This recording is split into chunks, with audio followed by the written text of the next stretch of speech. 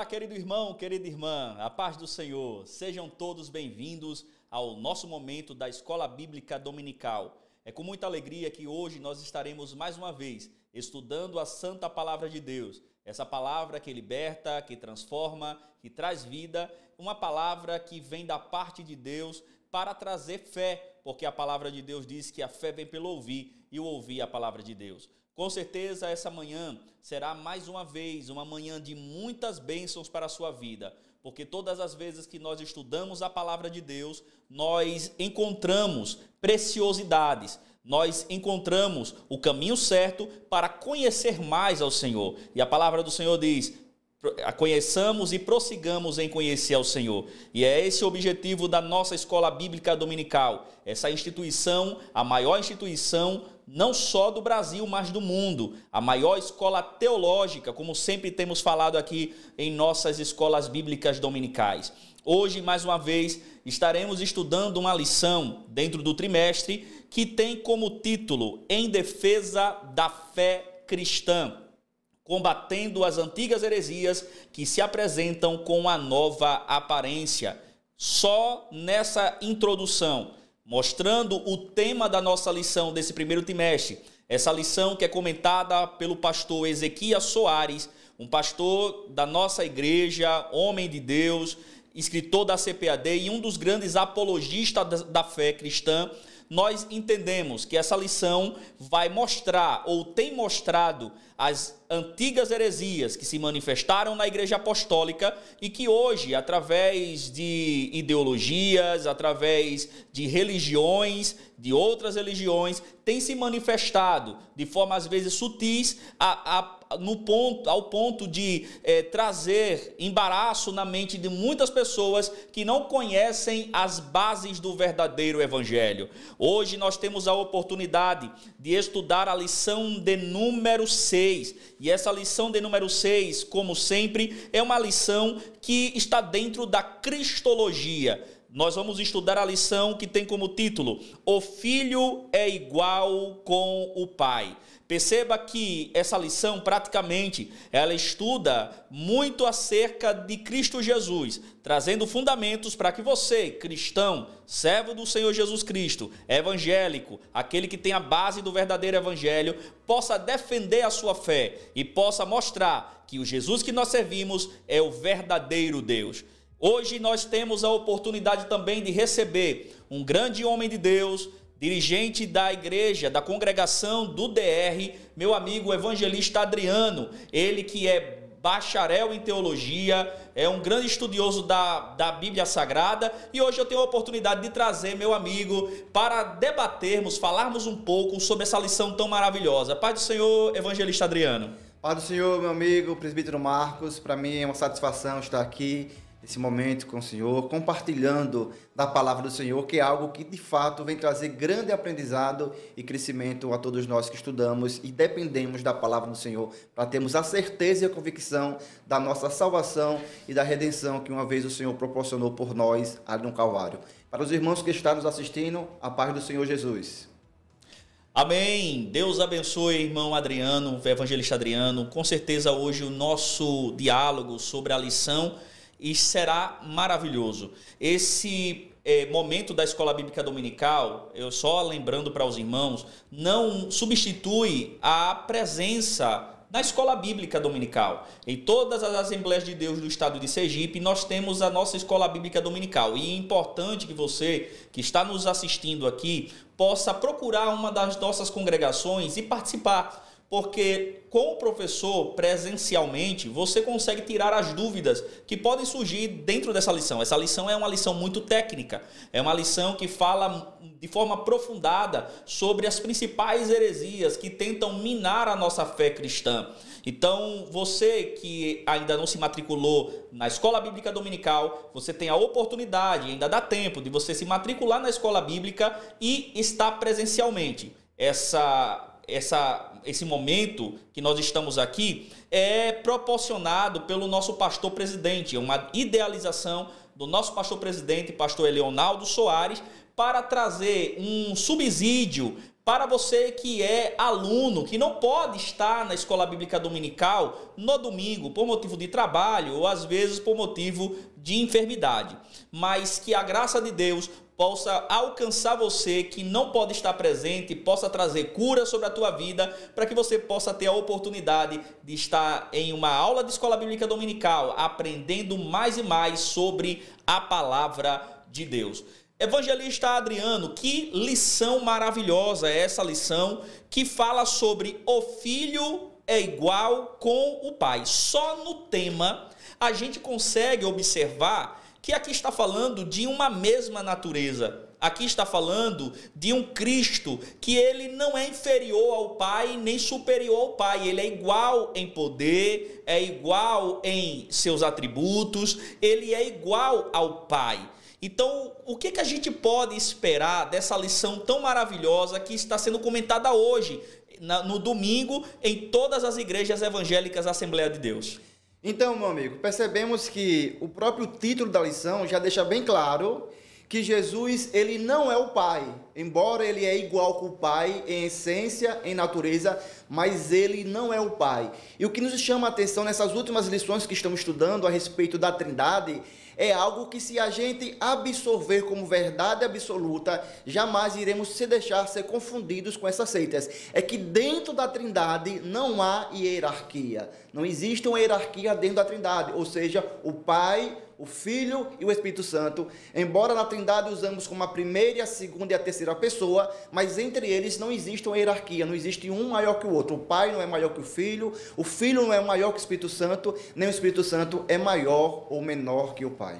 É importante a gente falar sobre isso, evangelista Adriano, porque existem algumas religiões, algumas seitas que acreditam que Cristo é inferior ao Pai e o Espírito Santo é inferior ao Filho. Então a gente precisa, através dessa lição comentada pelo pastor Ezequiel Soares, mostrar para os irmãos que Cristo, o Pai, o Filho e o Espírito Santo é um único Deus, só que são pessoas diferentes e que têm os mesmos atributos, não é um inferior ao outro. E aí a gente consegue ver aqui, como a gente já falou no início, que quando o tema diz o filho é igual com o pai, ele não está dizendo que é igual ao pai. Por que ele não fala que é igual ao pai? Porque Cristo não é uma cópia do pai. Cristo, ele não é uma cópia. Quando a gente fala assim, o filho é igual ao pai. Por exemplo, eu tenho meu filho tem 6 anos. Quando o meu filho tem algumas características que meu filho possui que parece com as minhas características. Só que meu filho não tem a mesma autoridade que eu. Eu tenho mais poder dentro da minha casa do que meu filho. Porque meu filho só parece comigo, mas ele não é. Ele não tem as mesmas atribuições, ele não tem as mesmas características e o mesmo poder de ser o governante da casa.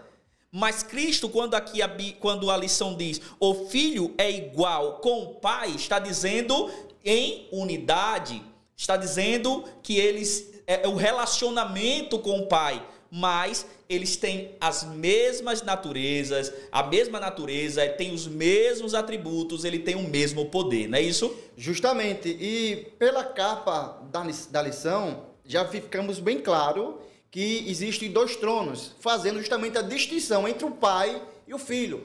Se o Pai e o Filho fossem um só, isso indicaria que haveria um único trono onde ele ia sentar. Mas entendemos, mais uma vez, que a Trindade, o Deus Trino, embora seja um só, ele subdivide em 3 pessoas, que é o Pai, o Filho e o Espírito Santo. E como nos referimos a Jesus como Filho, automaticamente a gente tenta ir para a Bíblia com os pressupostos que nós temos da nossa cultura, que nos nossos filhos sempre são menor que os pais na questão da autoridade, da função. Mas entendemos que, quando falamos na essência, o seu filho, que foi citado como exemplo, ele é igual ao Senhor na estrutura, como é que eu posso dizer? Na anatomia, ele é igual a você, mas na função, com certeza, ele é inferior. Então, quando a Bíblia fala que Jesus é o Filho, não está dizendo que ele é inferior a Deus nos seus atributos, na sua essência, sim, mas quando ele fala que Jesus é o Filho, está falando simplesmente que ele se submeteu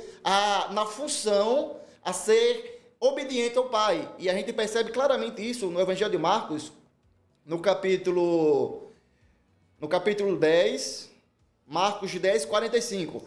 Porque o Filho do Homem também não veio para ser servido, mas para servir e dar sua vida em resgate de muitos. Então Jesus, ele se submeteu ao Pai na função do plano da redenção.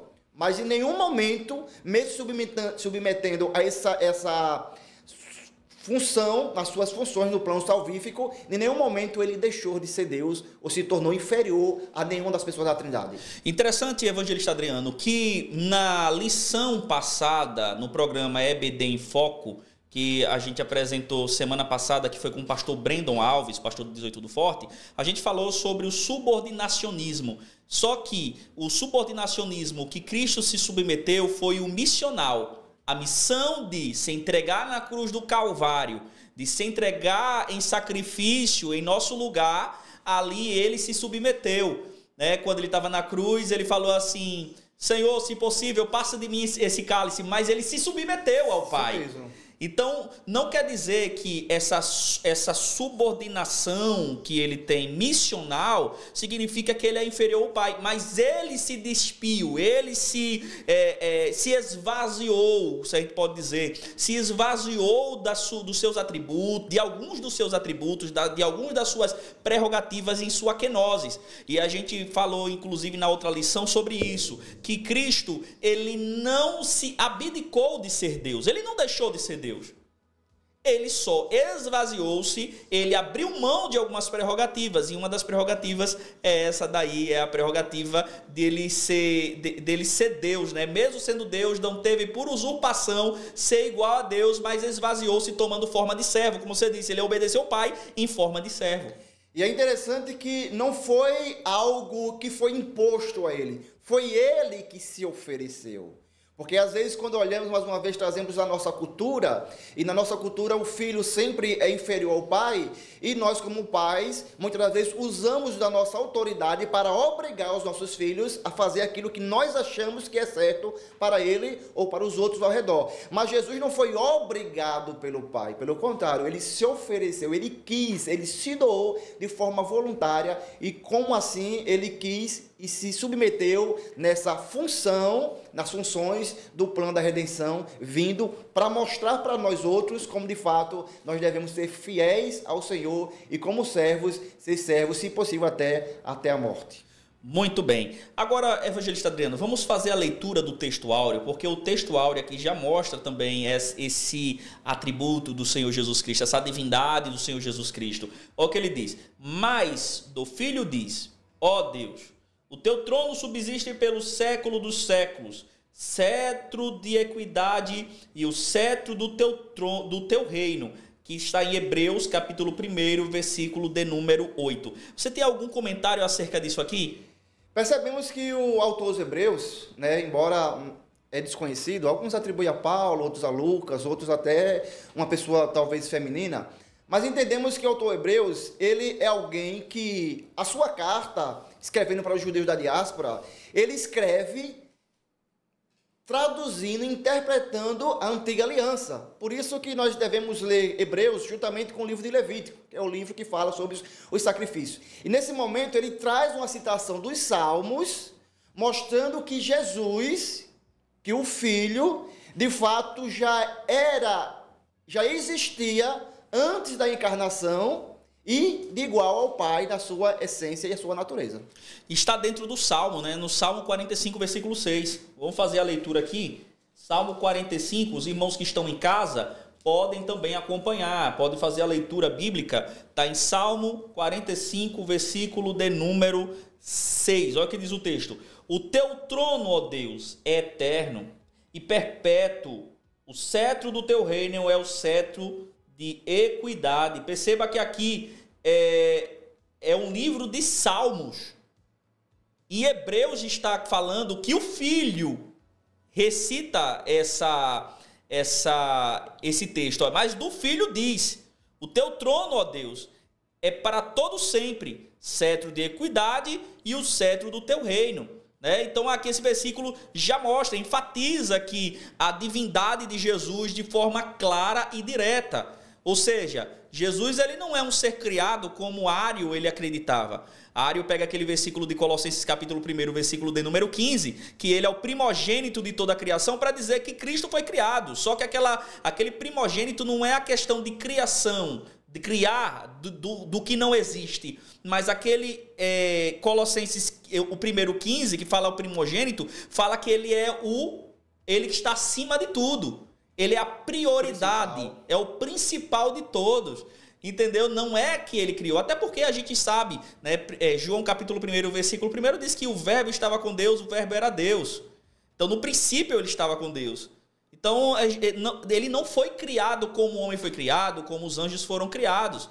Ele é autoexistente. Então só nesse versículo aqui, Adriano, a gente já consegue ver, irmãos que estão assistindo à Escola Bíblica Dominical, a gente percebe que Cristo, ele é divino. Ele é divino, mostra essa divindade com clareza e de forma direta. Justamente. Os irmãos que estão estudando esse trimestre têm percebido que nós estamos usando muito o Evangelho de João, principalmente nas leituras bíblicas em classes, dentre outras passagens. Por quê?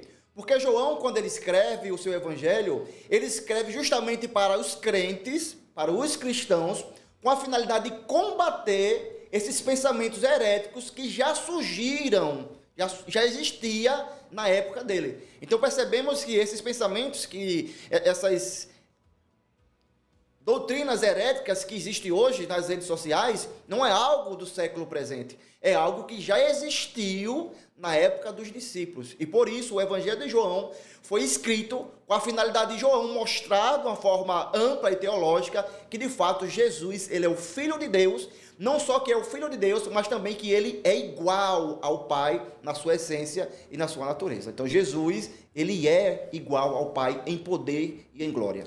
E isso está em João capítulo 20, versículo 30 e 31, né? Esse evangelho foi escrito para que creiais que Jesus Cristo é o Filho de Deus. Então, realmente é um versículo apologético. Agora, Adriano, você percebe, essas doutrinas têm se manifestado desde a antiguidade e a gente percebe que se a igreja não tivesse se posicionado, se os apóstolos não tivessem se posicionado, essas heresias estariam com uma força maior, até mesmo dentro de muitas igrejas, tornando essas igrejas uma seita. Então, a gente precisa entender as escrituras sagradas. E você, aluno de Escola Bíblica Dominical, não perca a lição. Não perca a lição. Se você não adquiriu ainda, adquira a lição. É uma lição maravilhosa e com certeza Deus ele falará muito com você. Agora, Adriano, voltando aqui para Hebreus capítulo 1, versículo 8, a primeira parte do versículo diz assim: o teu trono, ó Deus. É uma declaração direta e falando que Jesus Cristo é chamado de Deus aqui. Mostra Jesus como Deus. Reforça a crença da divindade de Cristo sendo filho de Deus, não filho de questão de descendência, como a gente acredita na natureza humana, né? Na natureza humana nós acreditamos, nós geramos o nosso filho, né? Eu tenho meu filho, eu gerei meu filho, é minha descendência. Eu criei, assim, eu gerei o meu filho, né? Mas quando fala que filho de Deus é só um título para mostrar a primazia de Cristo diante de todos. Justamente, e na nossa lição, o comentarista já deixa isso claro, bem amplo, na verdade prática, né, falando que o termo teológico Filho de Deus é título, sendo assim, a essência de Jesus é desde a eternidade junto ao Pai. Então, o título Filho de Deus não é o nome de Jesus. E às vezes nós estamos usando como nome e por isso dá uma intenção ou até mesmo um sentido que Jesus é inferior por nós usarmos o título de Filho de Deus. Mas, mais uma vez, isso é só um título, não quer dizer que Jesus foi criado ou foi gerado pelo Pai. Muitos também, Adriano, utilizam esse termo para dizer que Jesus era metade homem, metade Deus, como se fosse um semideus, né? Utilizando um pouco da mitologia grega, como Hércules, Pseus, né? Que são histórias, né, de semideuses, dos deuses que casaram com as mulheres mortais e geraram esses semideuses. E não, Cristo era 100% homem, 100% Deus. Justamente, e a gente percebe esses pensamentos, o senhor acabou de comentar, principalmente no grego, nos gregos, porque os gregos eles estão em busca da pessoa perfeita. E com isso eles fazem essa fusão entre os deuses e os seres humanos e criam esses pseudo-deuses, esses semideuses, mas entendemos que Jesus em nenhum momento ele deixou de ser homem, e em nenhum momento ele deixou de ser Deus. Ele foi plenamente homem e plenamente Deus. E quando olhamos para a Bíblia, precisamos fazer essa distinção. Quando é o Cristo homem e quando é o Cristo Deus agindo, para que assim a gente não venha fazer igual essas seitas, não saber distinguir quando é a parte humana ou a parte divina da deidade de Jesus, e com isso eles acabam diminuindo Jesus ou até mesmo exaltando, né, além da Trindade. Mas entendemos mais uma vez que dentro da Trindade não existe hierarquia. Como a gente estava conversando aqui no início, antes da gente começar a nossa aula, né, e transmitir aula para os irmãos, a gente estava falando aqui que ou eles diminuem a Cristo, a divindade de Cristo, como os ebionitas, como Ário, dentre outros que também diminuíram a divindade de Cristo, ou então eles dizem que Cristo não teve corpo e aí viram gnosticismo, né? Então tem esses dois lados da moeda e a gente precisa entender que Cristo, esse título Filho de Deus, é só um título, né, para representar aquele que tem a primazia acima de todos. Aí, primeiro aqui, olha, no Hebreus, né? Hebreus 1:8, né, que é o texto áureo, ele vai dizer assim, primeiro, né, o teu trono, ó Deus. Aqui, primeiro, a gente percebe a declaração de Jesus como filho, como Deus, né, chamado de Deus. Depois, aqui, vai falar sobre o reino eterno, né? Então, vai dizer assim, o teu trono subsiste dos séculos dos séculos, ou seja, eternamente. Mostra aqui um atributo de Cristo, que é a eternidade, né? Isaías capítulo 9, versículo de número 7 diz que ele é o Pai da eternidade. Antes que houvesse qualquer civilização humana, ele já existia, né? Apocalipse ele vai dizer que ele é o alfa e o ômega, ou seja, o início e o fim do alfabeto grego, a letra início e a letra fim do alfabeto grego. Então, ele é eterno. É um atributo que só Deus tem. Então não podemos dizer que Cristo é inferior, não tem o mesmo atributo que Deus tem, que ele não é Deus, porque ele tem esse atributo de ser eterno. E por último aqui fala sobre o cetro de equidade, que fala sobre o quê? Sobre a justiça divina com a qual Cristo governa. Ele é justo, né? Ele veio para justificar, né? Veio para reinar. O seu governo é o governo justo, não é como o governo dos homens, que às vezes é um governo que é interesseiro, que é um governo que oprime as pessoas. Não, ele é um governante justo, né? Então, aqui a gente percebe que já no texto áureo já demonstra essa divindade do Senhor Jesus Cristo. Olha que o texto, a verdade prática, na verdade, vai dizer. A verdade prática diz assim: o termo teológico Filho de Deus é título, como a gente já falou. Sendo assim, a existência de Jesus é desde a eternidade junto com o Pai, né? Como a gente já citou aqui, João capítulo 1, versículo 1. No princípio era o Verbo, e o Verbo estava com Deus, e o Verbo era Deus. Justamente, e a gente vê, presbítero Marcos, que a doutrina de Cristo, cristologia, como a bibliologia, você comentou agora que Jesus ele é o verbo, ele é a palavra, são a base de toda a doutrina. Uma doutrina, para ser uma doutrina sadia, para ser uma doutrina bíblica, precisa ter como base as escrituras sagradas. Então, Jesus e a Bíblia Sagrada, ela é a base para qualquer teologia. Então, tirando qualquer pedra, qualquer qualquer vírgula dessa estrutura, dessa base, automaticamente afeta na deidade de Jesus ou na humanidade do mesmo, e com isso acaba rompendo o plano de redenção, e com isso a gente acaba perdendo aí, se a gente crer dessa forma, perdendo a nossa salvação, porque de fato só Jesus ele pode salvar, porque a Bíblia diz que ele é a verdade e a vida, ninguém vem ao Pai, e vemos uma afirmação, ele se igualando novamente ao Pai, afirmando de uma forma bem clara e aberta que ele é o Pai, que ele é o caminho, a verdade e a vida. Então qualquer teologia, qualquer doutrina, qualquer ensinamento que fuja e tire Jesus do centro das Escrituras, do centro do plano de salvação, acaba ferindo de forma direta na nossa salvação. Muito bem. Queridos irmãos, nós estamos aqui no nosso programa, né, direcionado para você que é aluno da Escola Bíblica Dominical e não tem a disponibilidade de estar em uma aula presencial. Então, é uma iniciativa do nosso pastor presidente, Leonardo Soares, para você ficar inteirado, ficar por dentro do que está sendo estudado nesse primeiro trimestre. Hoje nós estamos estudando aqui sobre a lição de número 6. O filho é igual com o pai.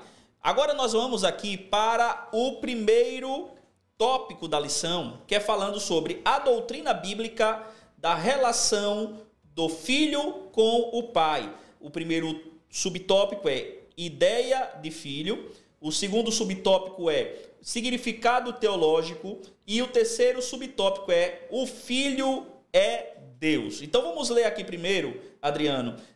No primeiro subtópico é a ideia de filho. O conceito de filho no pensamento judaico implica a igualdade com o pai. Uma das ideias de filho na Bíblia é a identidade de natureza. Isso pode ser visto no paralelismo poético do salmista, que é o homem mortal para que te lembres dele, e o filho do homem para que o visites. Está em Salmo 8, versículo 4. Esse paralelismo é sinônimico, em que o poeta diz algo em seguida e repete esse pensamento em outras palavras. A ideia de homem mortal é repetida em filho do homem. Outro exemplo encontramos nas palavras de Jesus. Assim vós mesmos testificais que sois filhos dos que mataram os profetas. Isso porque os escribas e fariseus consideravam os matadores dos profetas como seus pais. Isso está em Mateus, capítulo 23, e o versículo de número 29 e o versículo de número 30. Você tem algum comentário acerca desse primeiro tópico aqui, Adriano? Então, presbítero Marcos, quando o judaísmo, o povo ali a qual estava vivendo em todo o contexto, eles falavam e usavam esses sinônimos, comparando o filho com o pai, mas uma vez, não está comparando e igualando eles nas funções, mas sim na essência, na natureza. E a gente percebe que isso fica bastante claro no texto, na leitura bíblica clássica, quando Jesus, no Evangelho de João, no capítulo 10, do versículo 30 ao 38, ele se iguala ao Pai, dizendo no versículo 30, eu e o Pai somos um. Os judeus, os opositores de Jesus, os líderes religiosos, os teólogos daquela época, eles entenderam perfeitamente que Jesus estava se igualando ao Pai em essência. E por isso, por conta dessa afirmação, eles pegaram em pedra para apedrejar Jesus, porque estavam de fato entendendo que Jesus estava se comparando em igualdade com o Pai. Então nós vemos aqui que quando Jesus, ele por vezes faz essa menção, se referindo que é igual ao Pai, é mais uma vez não nas suas funções, mas sim na sua essência e na sua natureza.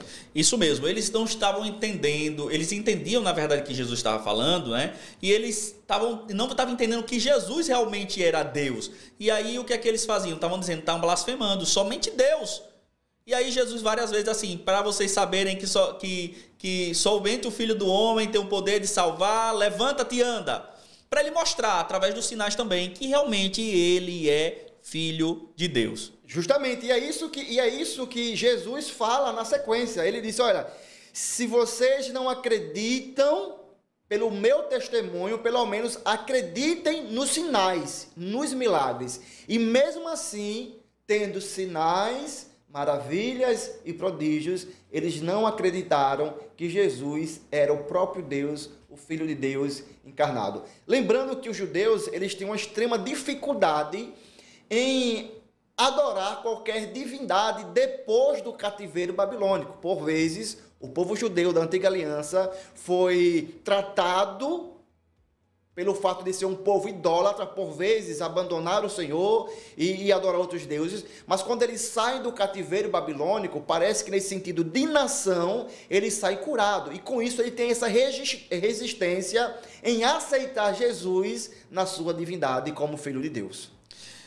Agora, esse primeiro ponto aqui, inclusive esse versículo que você trouxe em João capítulo 10, versículo 38, não é isso? 10, 38, eu e o Pai somos um.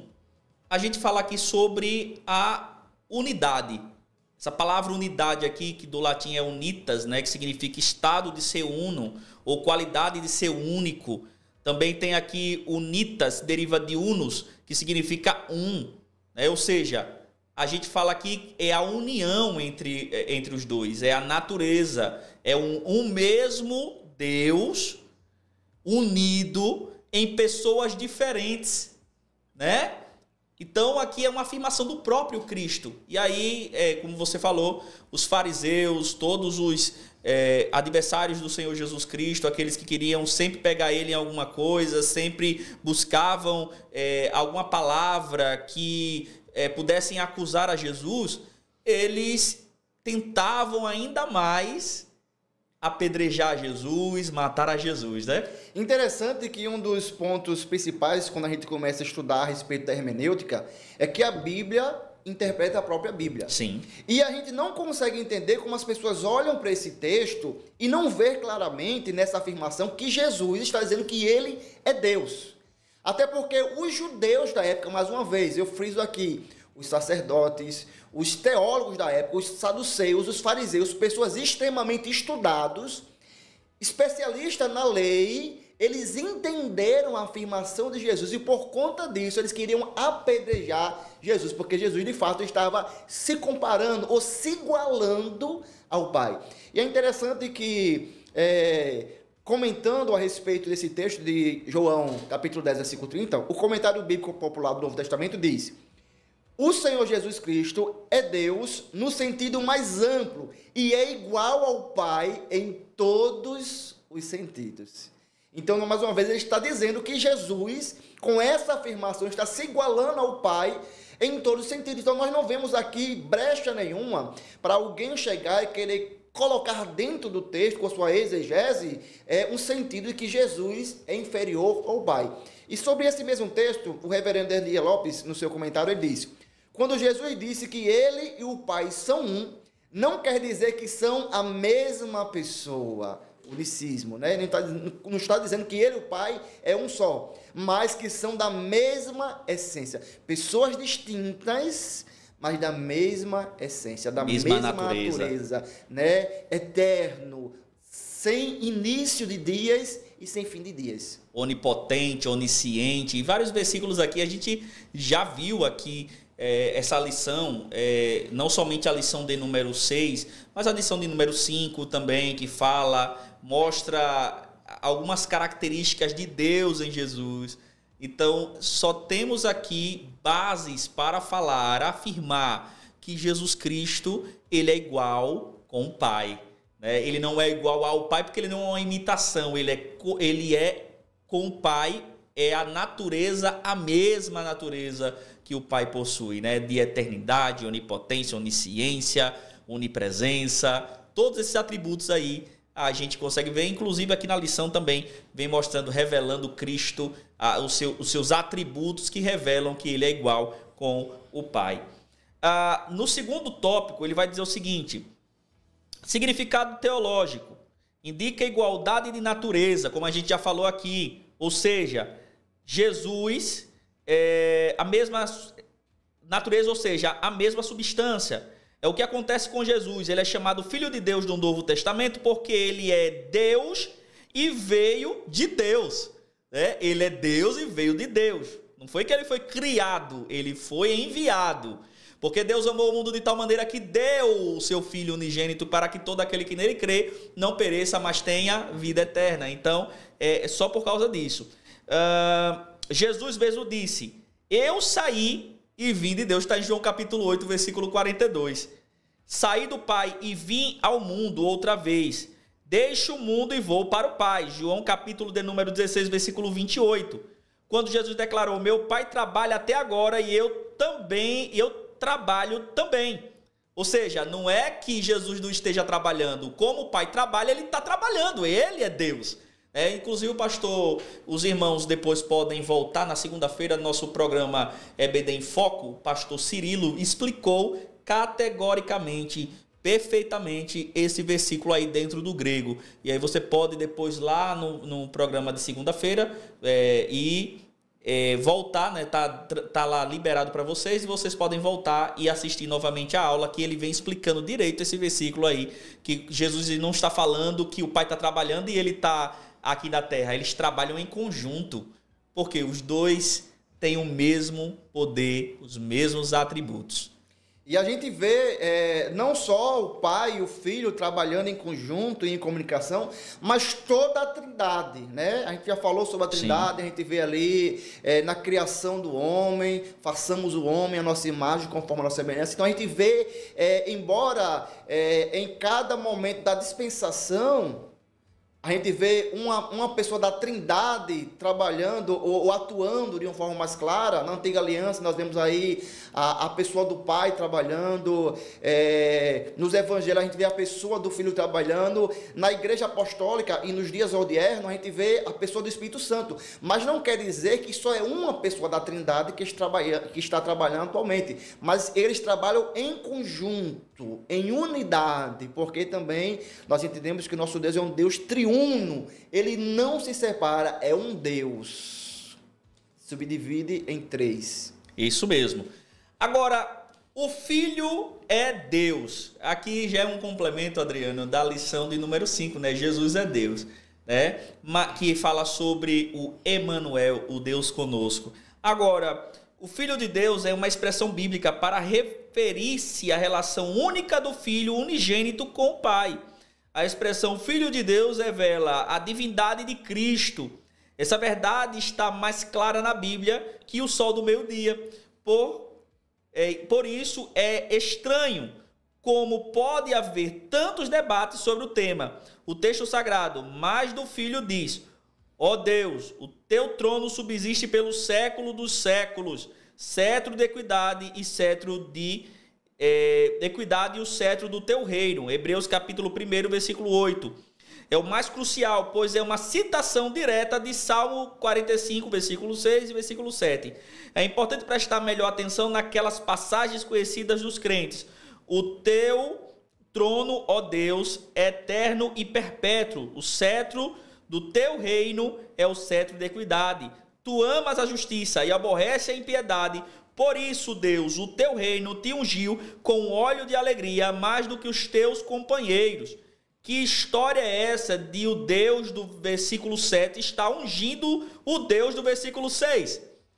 Isso tem intrigado alguns rabinos desde a antiguidade, mas a epístola aos Hebreus traz a explicação e revela que Deus, nessa passagem, é uma referência a Jesus.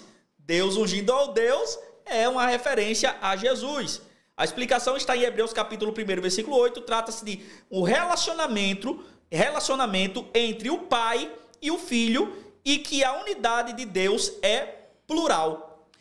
A gente percebe, e como o comentarista aqui menciona, a intrigada dos rabinos, e a gente até entende, porque os rabinos, os judeus, eles não aceitam a canonicidade do Novo Testamento. Então eles só têm a antiga aliança, eles não têm a nova aliança. E nós, cristãos, nós entendemos que a antiga aliança deve ser interpretada com os olhos ou a luz da nova aliança. Por exemplo, imagine que nós não tivéssemos esse texto de Hebreus fazendo uma citação, interpretando o Salmo 45, 6 e 7. Automaticamente, quando olhássemos para esses salmos, iria ficar confuso. Como é que acontece? São dois deuses, um ungindo o outro, mas o autor dos Hebreus traz essa clareza através do Espírito de Deus, mostrando que, na verdade, é uma referência ao Filho, ao Jesus Cristo, ao nosso Salvador. Que mesmo na antiga aliança, quando Deus Pai estava atuando com mais ênfase, nós vemos o Filho também se manifestando,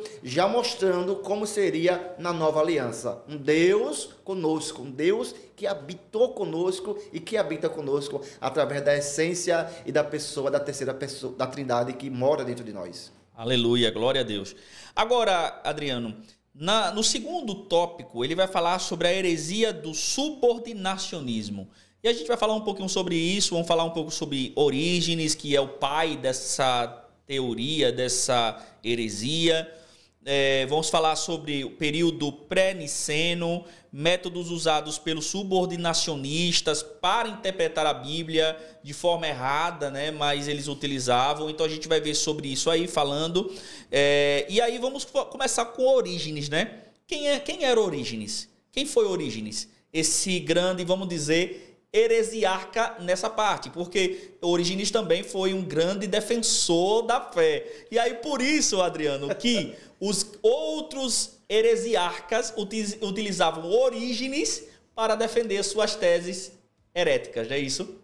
Então percebemos que Orígenes é uma pessoa emblemática, até porque horas ele defendia uma coisa certa, horas defendia outra coisa errada. Então era muito comum em um debate as pessoas se utilizar de Orígenes para defender a sua tese e o outro se utilizar de Orígenes para combater a tese do outro. Então percebemos que Orígenes parece que ele não tinha, né, uma certeza, ou muitas das vezes ele mudava de ideia. Mas entendemos que a cristologia, a doutrina de Cristo, de fato, tem que ser baseado na Bíblia. Eu sei que nós temos muitos pais da igreja, muitos estudiosos, comentaristas, teólogos, que nos traz luz a um texto específico, sistematizando essas doutrinas, mas entendemos que a Bíblia, a palavra de Deus, está acima de todos eles, e por isso a Bíblia, somente a Bíblia, é a nossa regra de fé.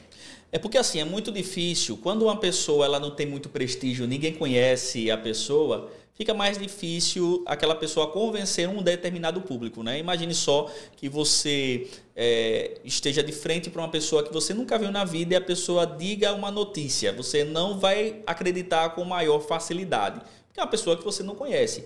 Agora, uma pessoa que tem prestígio na sociedade, que todo mundo admira por ser um defensor da fé, porque ele era um defensor da fé, mas algumas ideias dele, principalmente sobre a Trindade, sobre a divindade de Cristo, já não combinava com o ponto central da doutrina dos apóstolos, né? Mas por ele ter esse prestígio na sociedade da sua época, Ário e outros demais utilizavam ele para tentar persuadir, mas graças a Deus que através dos concílios, né, concílio de Nicéia e outros concílios que já houveram antes do concílio de Nicéia e depois do concílio de Nicéia, o cristianismo, a ortodoxia cristã foi defendida e a gente está aqui com a verdade do evangelho, apesar de ainda existirem traços, pontos de Orígenes, do subordinacionismo, né, do arianismo, que estão infiltradas em algumas religiões, mas ainda continuamos aqui pregando a verdadeira mensagem do Evangelho. Justamente, eles usam nesses debates essa brecha da autoridade, mencionando pessoas, estudiosos, grandes homens, né, pensadores, filósofos, teólogos, né, que pensavam igual a eles para tentar trazer peso às suas afirmações e às suas teses. Mas, mais uma vez, nós entendemos que a Bíblia e só a Bíblia é a nossa regra de fé. Por maior que seja o homem, por maior que seja a mente pensante do homem, se contradizer a Bíblia, devemos rejeitar por completo. E essas pessoas se utilizam desses nomes de peso, Orígenes, Agostinho, dentre outros, para tentar colocar dentro da igreja pensamentos heréticos se baseando em pessoas de peso, em pessoas que outrora tinham realmente grande influência na sociedade. Então eles fazem muito isso, principalmente, né, grandes seitas e também pessoas que se utilizam desses argumentos e tentam, através do intelecto, da informação, né, trazer peso para suas afirmações. É interessante aqui também, Adriano, que aqui no comentário, né, na lição, ele vai dizer o seguinte, que Orígenes, ele defendia o subordinacionismo, o Filho subordinado ao Pai, o Espírito Santo subordinado ao Filho, né? Então era uma heresia que ele propagava, né? Que ele acreditava desta forma assim, e a Bíblia não revela dessa forma. A Bíblia mostra a união das três pessoas da Trindade. E a gente vê isso aqui em 2 Coríntios, capítulo de número 13, e o versículo de número 13, quando vai falar sobre a bênção, no final aqui, que Paulo ele vai trazer, né? A graça do Senhor Jesus Cristo e o amor de Deus e a comunhão do Espírito Santo, é a bênção apostólica, né? Sejam com todos vós. Então aqui, olha, não está falando somente em Jesus. Está falando do Senhor Jesus Cristo, a graça do Senhor Jesus Cristo, o amor de Deus e a comunhão do Espírito Santo. E a gente percebe que por vezes na Bíblia, principalmente Paulo, ele vai mudar a posição da pessoa da Trindade. Na bênção apostólica, que foi mencionada agora, primeiro ele coloca Jesus primeiro, depois o Pai, depois o Espírito Santo, mostrando claramente que não existe uma hierarquia igual, né? Origens queriam provar que Deus era maior que o Pai, que o Deus Pai era maior que o Filho e que o Filho era maior que o Espírito Santo. Então o Espírito Santo ficava lá no lanterninha, Jesus no meio e o Pai acima de ambos as trindades. Mas entendemos que não existe hierarquia na Trindade. E quando falamos na doutrina do subordinacionismo, no comentário teológico diz assim: qualquer doutrina que declare que o Filho ou o Espírito Santo é subordinado ou secundário ou menos divino que o Pai, a forma subordinacionismo que apresentou o maior desafio para a igreja antiga foi a de arianismo. Então, qualquer doutrina que coloque o Pai acima das outras pessoas da Trindade, ou vice-versa, com certeza é considerado uma heresia. Você falou uma coisa muito boa aqui para a gente meditar, né? Aqui Paulo, em 2 Coríntios capítulo 13, versículo 13, vai dizer: a graça do Senhor Jesus Cristo e o amor de Deus. Ele mudou, ele tirou a ordem, né? Botou Jesus, depois o Pai e depois o Filho, ou depois o Espírito Santo, né? Então ele mudou a ordem. É claro que Orígenes surgiu depois de Paulo, né? Mas eu acredito que ele não observou esse texto aqui antes de fundamentar a sua heresia, né? Justamente, a gente vê na Bíblia com bastante clareza, quando há uma colocação em ordens, a Bíblia sempre narrando o mais importante para o menos importante. Por exemplo, quando Paulo orienta para que a gente se mantenha santo e íntegro no nosso espírito, alma e corpo, ele está falando do mais importante para o menos importante, ou seja, a nossa natureza humana, o mais importante é o espírito, depois a alma e depois o corpo. E quando Paulo está mudando a ordem, que normalmente era aceitado a Trindade, percebemos que ele está provando aí que, na verdade, não existe uma hierarquia na Trindade, mas que eles trabalham em unidade, em comunhão, porque, de fato, eles são da mesma essência e da mesma natureza. Muito bem. Olha outro texto aqui, Adriano, que ainda fala sobre essa igualdade, né? Está em Mateus, capítulo de número 28, versículo 19. Portanto, ide e ensinai todas as nações, batizando em nome do Pai e do Filho e do Espírito Santo. Aqui já mostra Jesus falando, né, em nome do Pai e do Filho e do Espírito Santo, mas Paulo falou lá a graça do Senhor Jesus Cristo, o grande amor de Deus, nosso Pai, e as consolações do Espírito Santo, né? Então, para mostrar que a gente pode utilizar esses textos para mostrar que não existe hierarquia, não existe um ser superior ao outro, todos têm o mesmo poder, é a mesma a natureza, é o único Deus que subsiste em três pessoas distintas. Justamente, é algo até difícil para a gente entender, mas entendemos que a palavra de Deus está acima da nossa compreensão. Eu sempre comento e dou um exemplo bem claro e objetivo. Quando falamos a respeito de entender o nosso Deus, nós não temos como absorver de uma forma plena e total quem de fato Deus é e como ele trabalha com o ser humano. Possivelmente é a gente querer comparar o oceano como Deus e a gente como um pequeno copo. Não tem como a gente absorver, receber toda a plenitude do conhecimento de Deus dentro do nosso ser. Não tem como. Então, nós entendemos que são coisas complexas, difíceis, mas entendemos que temos bases bíblicas para isso e entendemos que nós precisamos crer que o Senhor assim declarou. Adriano, a gente falou aqui sobre Orígenes, né, que foi esse grande teólogo, escritor de vários artigos, da época não era chamado artigo, né, mas fundamentos, né, teorias,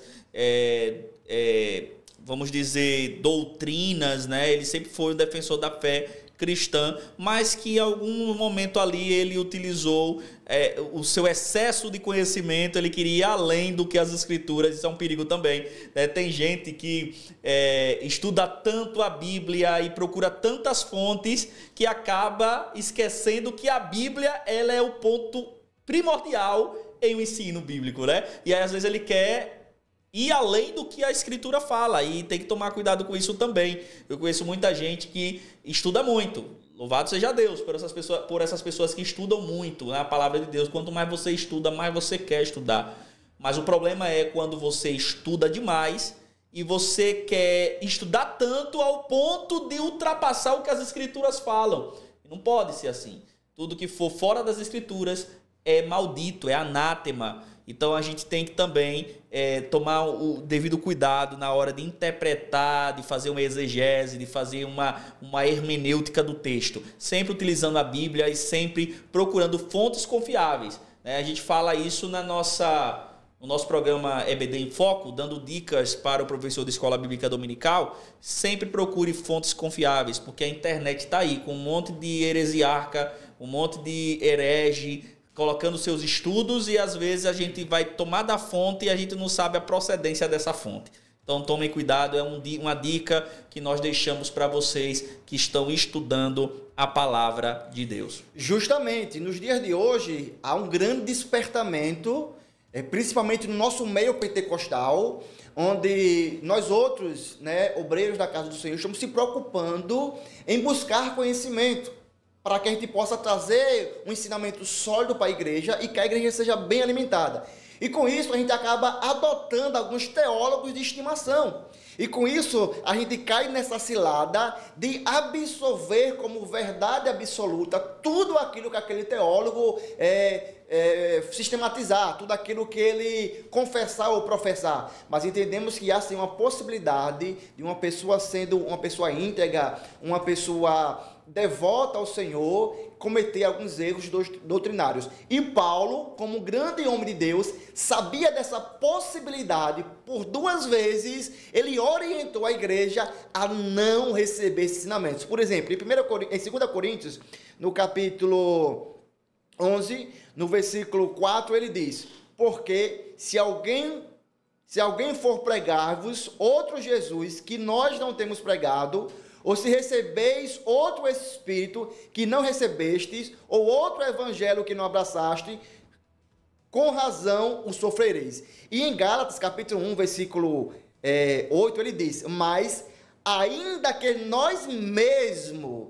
Então Paulo, ele se inclui só aí. Se porventura eu retornar com outra pregação, pregando diferente daquilo que eu já vos ensinei, não aceite. Então Paulo, ele sabia desse risco que os teólogos poderiam de alguma forma querer colocar ou trazer novo ensinamento. Então ele é bem claro, ele disse: ainda que nós mesmos ou um anjo do céu vos anuncie outro evangelho, além do que já vos tenho anunciado, seja anátema. Então Paulo, ele se colocou no meio. Ele sabia, por isso que às vezes quando ele escreve aos Coríntios, ele diz: olha, isso eu recebi como mandamento do Senhor. E outras passagens dizem: olha, isso eu não recebi do Senhor, é de mim mesmo. Entendeu? Então ele sabia distinguir quando era Deus falando através dele ou quando era um conselho de um homem de Deus, como o apóstolo Paulo ele era. Evangelista Adriano, para a gente fazer uma síntese aqui desse segundo tópico, né, que fala sobre Orígenes e também sobre o subordinacionismo, a gente vai deixar aqui para os irmãos o que é o subordinacionismo, certo? De uma forma teórica, para que você possa aprender, né? Quando você ouvir essa palavra, você já sabe o que é. O subordinacionismo afirma ser o filho subordinado ao pai, sendo, portanto, um Deus secundário, ou seja, ele não é o mesmo Deus que subsiste em três pessoas, para aqueles que adotam o subordinacionismo, ou seja, ele é um Deus de classe inferior, né? E o Espírito Santo ainda é mais inferior, porque ele é subordinado ao Filho. Isso não existe.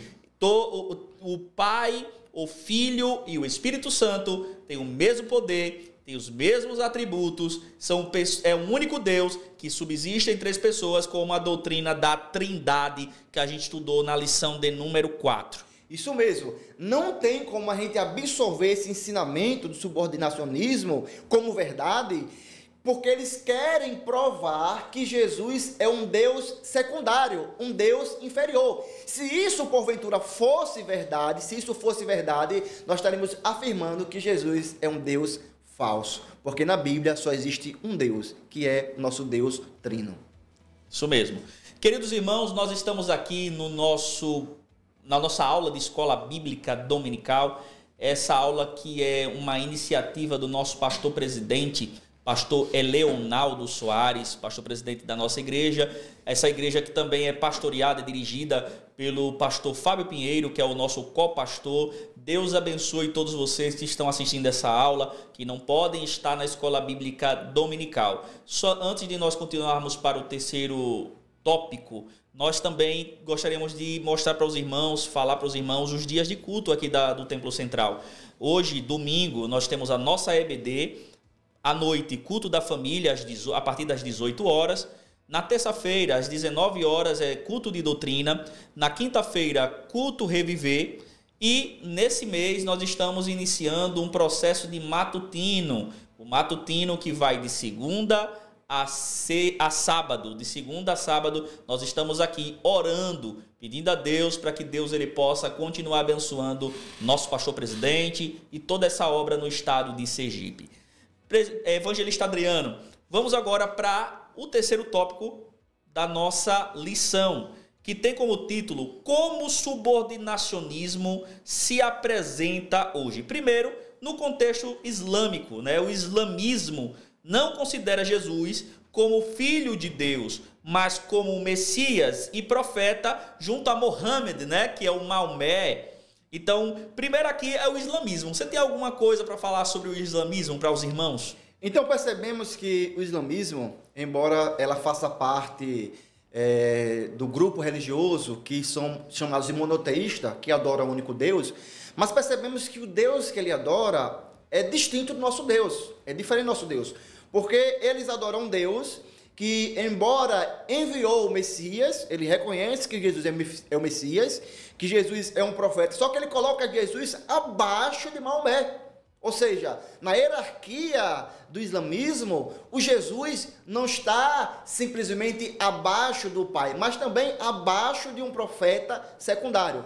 Então percebemos que, embora seja uma religião que se baseia na Bíblia Sagrada, percebemos que eles olham para a Bíblia com pressupostos, tentando colocar na Bíblia os ensinamentos de Maomé, que aí faz ligação com o texto que nós acabamos de ler de Gálatas, Paulo orientando que se um anjo descesse do céu com outro ensinamento, e percebemos que mesmo tendo esse texto, esse alerta de Paulo na Bíblia, para a gente não receber nenhum outro ensinamento, por mais que ele venha de um anjo, ou que um anjo venha nos entregar, com eles acabaram caindo nessa cilada, recebendo o Alcorão, dizendo eles, do anjo Gabriel, e com isso eles acabam crendo fielmente no Alcorão e não têm a Bíblia como sua única regra de fé. E por isso nós não podemos acreditar em ensinamentos de pessoas ou de grupos religiosos que não têm a Bíblia como a sua única regra de fé. Que justamente é um dos pontos principais das seitas, é não ter sua Bíblia como sua regra de fé. Normalmente eles têm a Bíblia e mais alguns profetas secundários que eles se utilizam para fundamentar e sistematizar as suas doutrinas. Agora, interessante que eles consideram Maomé, ou Mohammed, né, maior a Jesus. Ou seja, Jesus ainda é inferior a Maomé, né? E isso daqui a gente pode refutar de letra. A gente pode refutar. Como é que a gente refuta? Tem alguns textos aqui. Por exemplo, Efésios capítulo 1, versículo 21. É um texto que a gente pode utilizar para refutar quando eles disserem que Jesus é ainda menor, que Jesus não é Deus, que Jesus não é igual a Deus e que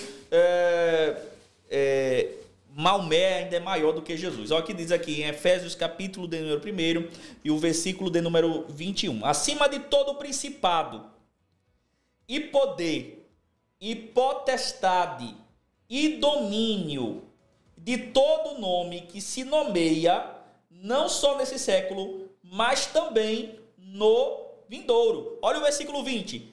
Que manifestou em Cristo, ressuscitando-os dos mortos e pondo à sua direita nos céus, acima de todo o principado e poder e potestade e domínio e de todo nome que se nomeia, não só nesse século, mas também no vindouro. Ou seja, Jesus é maior que os anjos, Jesus é maior que Moisés, Jesus é maior do que Maomé, Jesus é maior do que qualquer homem que se nomeia na face da terra, porque ele é antes da fundação do mundo.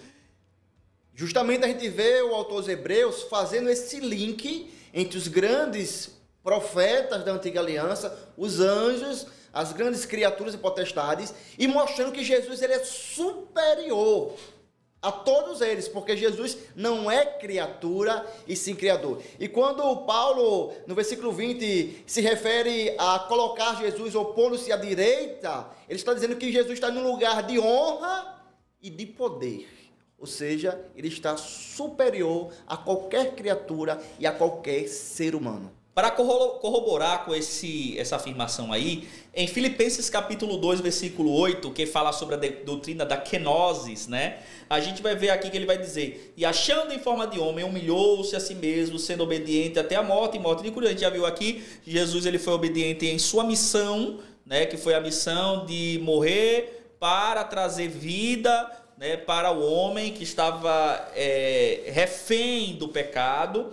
Aí versículo 9, pelo que também Deus o exaltou soberanamente e lhe deu o nome que é sobre todo nome, que todo nome para que ao nome de Jesus se dobre todo o joelho dos que estão nos céus e na terra e debaixo da terra, e toda língua, Maomé, Buda, vamos ver outros líderes da história que passaram, né? E que disseram que eram Deus. Justamente. Todos esses daí vão se prostrar e confessar que Ele é Senhor. Ele é maior do que todos. E percebemos que essa afirmativa de Paulo, ela consegue se linkar com a doutrina escatológica que fala sobre o grande trono branco, onde todos os ímpios serão julgados. Então, nesse momento, eles vão ter que confessar. Paulo não está dizendo que eles confessar no sentido de aceitar Jesus como Salvador, mas diante do julgamento do trono branco, eles vão ter que confessar que, de fato, Jesus está acima de todas as coisas. E serão julgados, né, baseados nos seus atos, né, e nos seus ensinamentos. Interessante, meu amigo presbítero Marcos, que esses ensinamentos diabólicos têm levado grandes multidões para o inferno.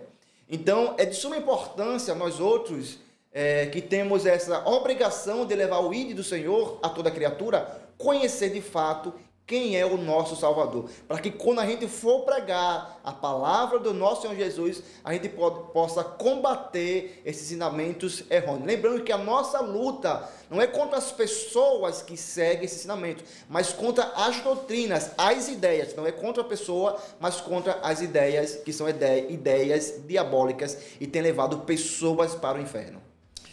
Agora, outra coisa que o islamismo, né, eles também descreem, afirmam, por exemplo, aqui, afirma que é uma blasfêmia dizer que Jesus é o Filho de Deus.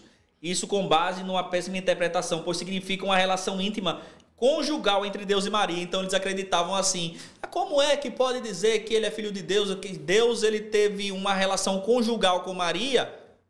Né? Então eles... dessa interpretação errada deles aí. Mas Judas, versículo 10, tem um texto aqui que também podemos ler para os irmãos aí. Judas, capítulo 10. Você pode ler, Adriano, aí? Judas, capítulo 10, ou versículo 10.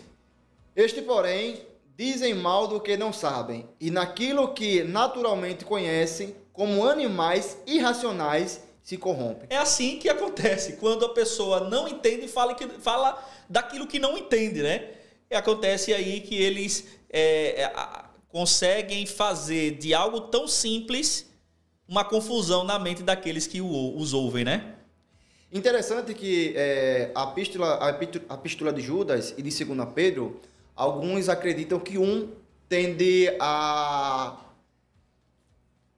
conhecia ou que Pedro foi influenciado por Judas, ou que Judas foi influenciado por Pedro para escrever essa epístola.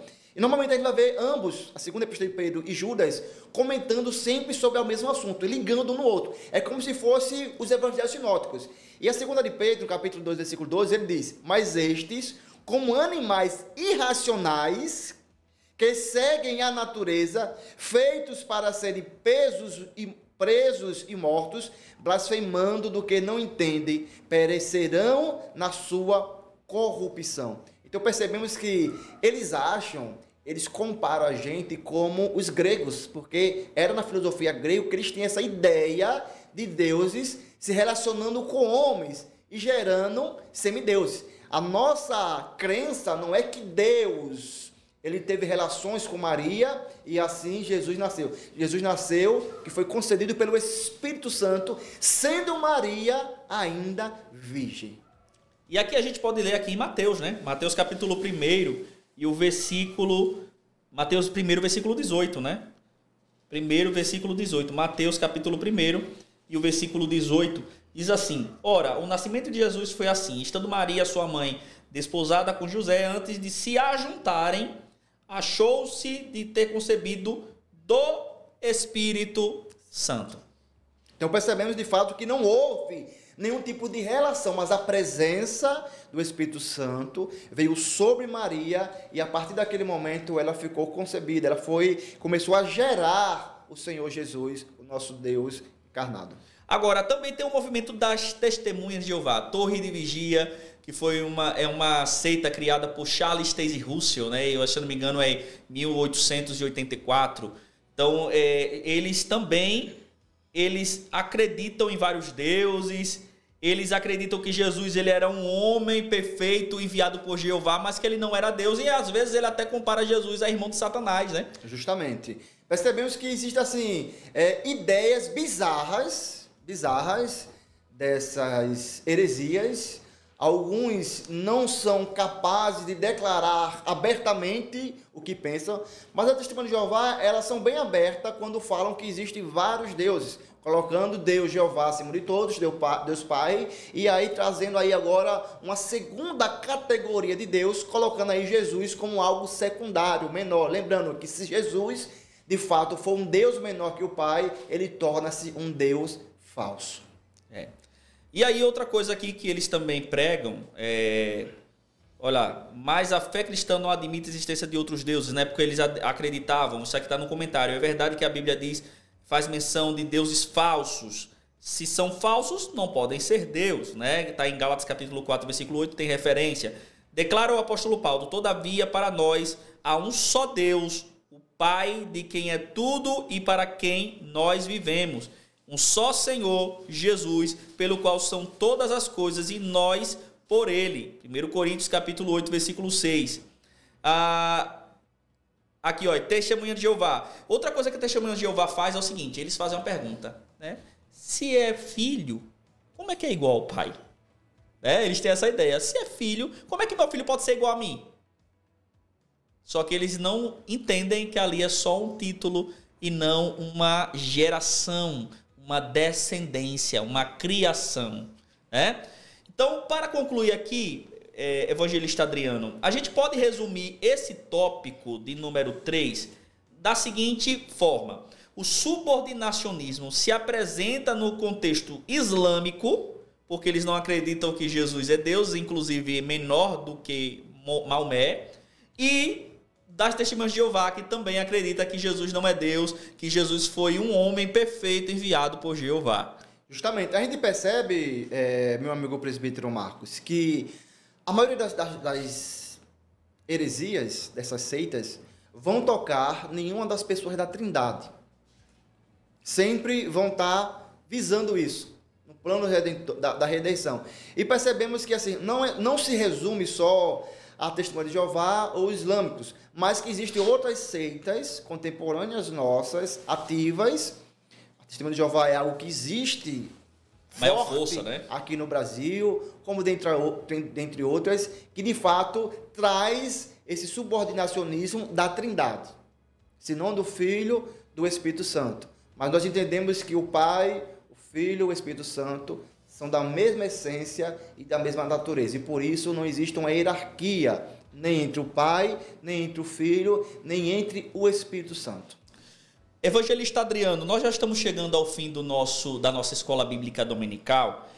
Lembrando que próxima semana nós estaremos estudando outra lição referente ao Senhor Jesus Cristo, né? A gente está comentando aqui que essa lição praticamente ela vem para defender a divindade do Senhor Jesus. E aí na lição de número 7 vamos falar sobre as naturezas humana e divina de Jesus. E depois, na lição de número 8, nós vamos estudar Jesus viveu a experiência humana. Então aqui, uma completa a outra. Agora, antes de nós terminarmos a nossa lição, vamos fazer aqui somente um resumo para que os irmãos possam entender o que a gente falou hoje. A gente falou sobre Jesus que é igual com o Pai.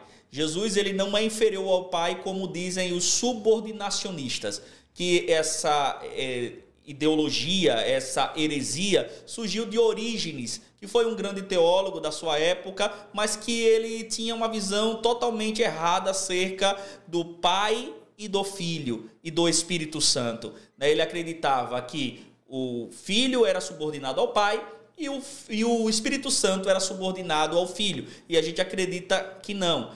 Eles são o mesmo Deus, subsistindo em três pessoas, que têm o mesmo poder, que tem os mesmos atributos e que não possui hierarquia, não é isso, Adriano? Justamente. Orígenes, como essas outras pessoas que se utilizam de alguns textos pensados da Bíblia, parece que o zoom da lente dos olhos deles focam mais na humanidade de Jesus e no título, novamente, não é o nome, no título de Filho de Deus, e com isso eles fazem esses apanhados de textos fora de contexto, e com isso querem afirmar que Jesus ele é menor, inferior ao Pai.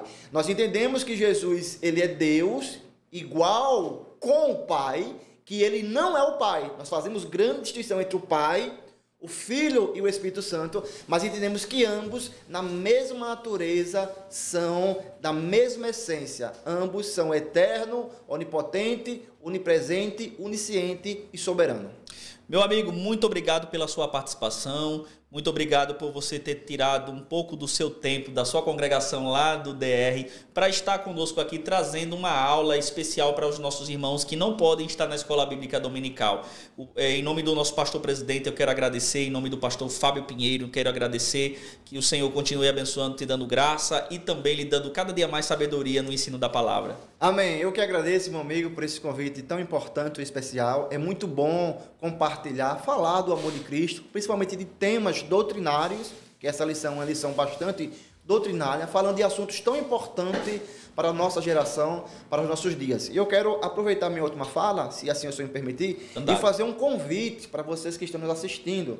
Estamos ali dirigindo a congregação do DR e nesse mês de fevereiro e de março estamos com uma campanha nas sextas-feiras com título, com a temática Milagres, Avivamento e Comunhão. Então, todas as sextas-feiras estaremos adorando ao Senhor, pregando, orando, crendo e recebendo essas manifestações. Milagre, avivamento e comunhão. E nos cultos de doutrinas, estamos em uma série falando sobre batismo com o Espírito Santo e dons espirituais. Começamos ontem, né, só uma rápida introdução, mas acredito que passaremos aí cerca de 2 meses falando só sobre essa temática, batismo com o Espírito Santo e dons espirituais, para que a gente volte ao verdadeiro pentecostalismo clássico, que crê na Trindade Santa e crê na efusão e na contemporaneidade dos dons do Espírito Santo para a nossa geração.